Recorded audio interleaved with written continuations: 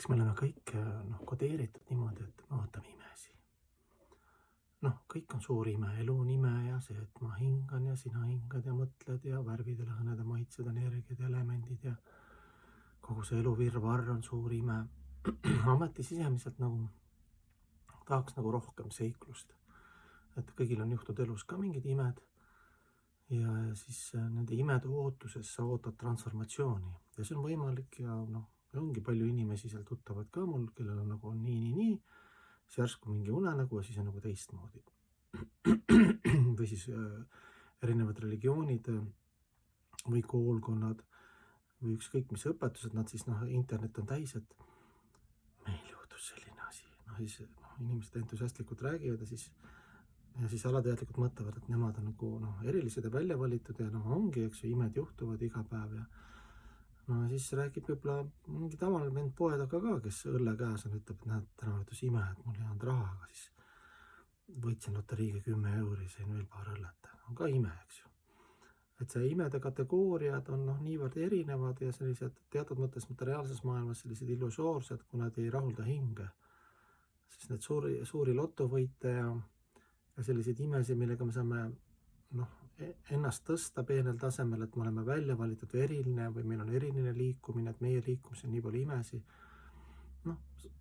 See selles mõttes ei toimi, et väga palju on suuri liikumisi, autoriteetseid, kus on rasked momente ja kus ei ole justkui väliselt materiaalses mõttes ime juhtunud. Seal keegi läheb märtrisurma, mingi puhta südamega hing järsku tapetakse maha, eks ju.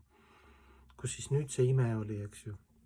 Ükskõik mis liikumises sa vaatad, eks ju, juhtub seal justkui materiaalses mõttes õnnetusi, et siiras hing ja järsku kuidagi jääb haigeks või dramaatiliselt lõpetab elu, et miks, et kus see nüüd ime ja jumal siis nüüd oli teie liikumises, eks ju. Näiteks niimoodi võib ju spekuleerida, aga mõni ütleb, et ei, et elu ongi ime, surm ja sünd ja kõik selle taga on suur jumal, armastav jumal ja see ongi suur ime ja kas me näeme ja mõista või mõtleme, et see on kannatus, aga see kannatus on ju mingi, kui sa vaatad loodusseadusi, et hing on igavene, siis ta on selline lihtsalt joopevahetus näiteks. Ühesõnaga, siin on palju momente, aga põhimoment on see, et põhiime on see ikkagi, et kui me hakkame aru saama, mis on mateeria vaim. Et mis selle mateeriaga peale hakata, selle kehaga, selle mõistusenergiaga, pidevalt aktiivse mõistusenergiaga ja siis hing, igavene hing, et lihtsalt sellised vedalikud seadused, kus räägib, et me ei ole see keha, eks ju, ja seal Bhagavad-gīta alguses, et see on kõige suurem ime ja siis läbi selle ime või läbi selle realiseeringu saad aru, et me oleme niivõrd ühendatud, niivõrd suur pere ja tervik ja organism. Et kõige parem eksisteerimise viis on, kui su teadvus on alandlikkus, tänulikkus, kõige kõrgema teiste teenimise meeleolus, mitte ärimeeleolus. Et see on kõige suurem ime, kui sul vaatad, et sa hakkab Jumala armust ja looduse ja elukogemuste armust ja reha armust, hakkad aru saama, et sul omadust läheb paremaks.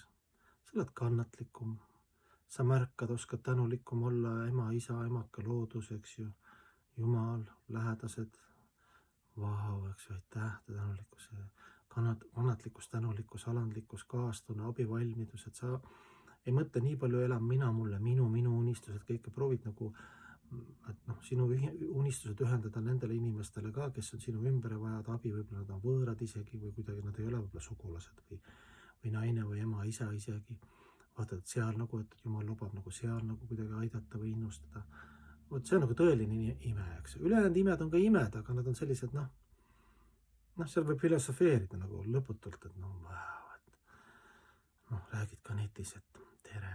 Muidu keegi ei usu või keegi mind nii aktsepteerib, ma räägin, teate, ma olen rääkinud oma elust hästi palju esoteerilisi kogemusi, kuna ma tahtsin seda, Jumal võimaldas, loodus võimaldas ja siis hästi palju mingid nägemus ja unenäod, mingid energiad, mingid tüübid räägivad, näen mingid, siis räägin selle ära, siis kõik saad aru, et see vend on välja valitud, et läbi tema imed, need imed toimivad, mis tavalisel inimesel ei ole. See on selline ikkagi lõpuks egotsentriline rääkida, et tõsta ennast, et ma olen hästi eriline. Et ikkagi see lõpuks jõuab ikkagi see aforism, et kõige kõvem mees on see, kes on valmis kannatusi võtma teiste kannatusi enda peale. Selles mõttes sa näed, inimesed kannatavad, sa oma vaba aja, võib-olla sulle hästi, aga sa kannatad selles mõttes, sa annad oma aja, oma energia, et teisi aidata, teisi kannatusi, võtad enda peale. ja mida suurem, kes kõige rohkem võtab kannatuse enda peale, see on kõige kõvem mees nagu. See on nagu lõpuaforism.